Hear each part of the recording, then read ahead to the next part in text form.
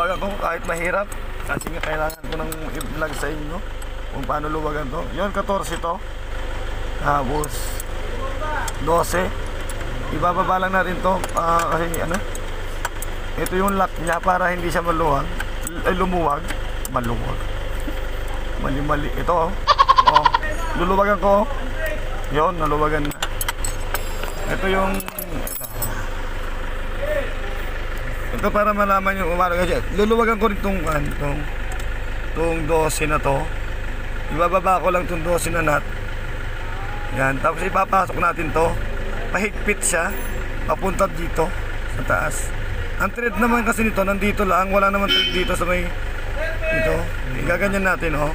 Ang thread na naman kasi idol nandito lang. Wala naman thread dito sa loob dito. Diyan. Kaya ang pasok niya papasok katulad nito. Yan, iikot ko ng pahigpit yan. Yan, higpit yan ang tawag kasi andito yung thread niya dito. Yan. Ngayon yung clearance niya ito na rin. Oh, ayan no. Yan. Yan ang clearance. Ngayon, ikakain lang na rin konti to. Medyo kasi sa itong pedal na to, pag medyo mataas na ganyan, ibababa mo. Pero kung hindi na makuha sa adjust, kung na to, pag ano tawag nun, pag maluma na tong sasakyan nyo, hindi na talaga minsan nakukuha sa adjust. Dahil nga sira na yung lining. Sira na rin yung ilaw ko. Wala na. Kaya mo na ito.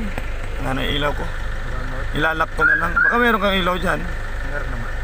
May ilaw naman itong kasama ko. Kasi nga nag-overheat na. Ipapakuling system ko na lang itong cellphone ko. Eto nga, tatanggalin ko rin yung clearance na ganito. Kasi nga mataas kanina, binaba natin. Nagka-clearance na naman. Pero iba, ito yung nagkukuha ng clearance niya. Yung may 14 dito. Ito. Naluwagan ko itong 14 na to. Yan, may clearance na siya. May clearance siya ng konti. Wag lang yung sagad-sagad na clearance. Tapos mababa na rin yung clutch niya. Yan. Bago yung lining nito. Hindi nyo maintindihan. Maintindihan nyo na lang. Bahala kayo. Ito, bitan ko na lang din yung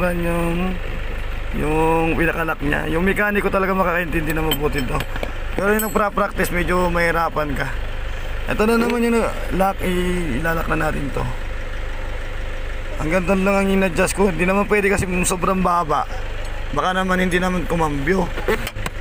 Yun naman ang problema na sobrang baba. Ngayon, pag di kumambyo, kukunin nyo na lang sa tamang adjust para hindi sumayad yung pagkambyo nyo. Yung mga nagpa-practice, syempre nahihirapan pa yan. Kaya paulit-ulit kayo dito sa pag-adjust nito. Okay na yan, higpitan ko na lang. Okay na higpitan nyo. Shout out kay Tarugis yung gumawa.